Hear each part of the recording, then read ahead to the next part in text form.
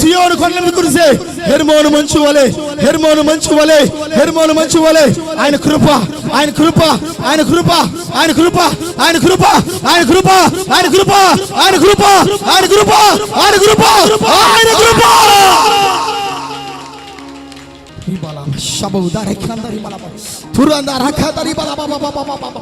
ఒక్కొక్కరి మీద ఆయన అభిషేకం, ఆయన అగ్నితో నింపబోతున్నాడు. అదిగో అదిగో అదిగో అదిగో నేను దర్శించబోతున్నాడు, నేను దర్శించబోతున్నాడు. నా ప్రభు రాత్రి నేను దర్శించబోతున్నాడు. ఆయన ముఖ దర్శనములు చేయబోతున్నా, ఆయన ముఖ దర్శనములు చేయబోతున్నా.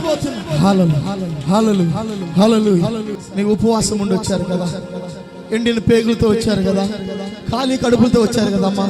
కొద్ది సమయం నీ ఉపవాస ప్రతిష్ఠిత దినాన్ని ఆయన ఎదుటి కనపరచు. ఇప్పుడు ఆయన సన్నిధికి వచ్చావు కదా, ఎంత కన్నీరు కార్చాలనుకున్నావో ఇదిగో నీ ప్రతి కన్నీటి బాష్ప బిందువును నా దేవుడి రాత్రి తొడవబోతున్నాడు. ఇంతకాలం ఏడ్చావు కదా, ఇంతకాలం ఏడ్చావు కదా, ఇంతకాలం ఏడ్చావు కదా, బాధపడ్డావు కదా, ఏడ్చావు కదా.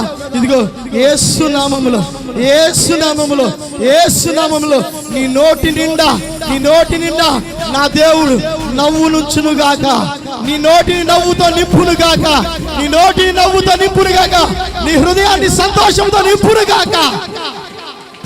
ఆయన న్యాయము చేసే దేవుడని, ఆయన న్యాయము చేయగలిగిన దేవుడని, ఆయన న్యాయమును గెలిపించేవాడని, నీ పక్షాన ఆయన న్యాయము చేస్తాడని నీవు నమ్మితే, నీవు నమ్మితేనే, నీవు నమ్మితేనే ఈ రోజు నీ గర్భం తెరవబడుతుందని నమ్మితేనే, ఈ రోజు నీ బిడ్డల భవిష్యత్తు మార్చబడుతుందని నమ్మితేనే, ఈ రోజు నీ కుటుంబ వ్యవస్థ మారుతుందని నమ్మితేనే నిశ్చయముగా నా దేవుడు నీ గర్భాన్ని ముట్టును గాక, నీ గర్భాన్ని తెరువును గాక, యేసు నామమున అద్భుతం చూచును గాక.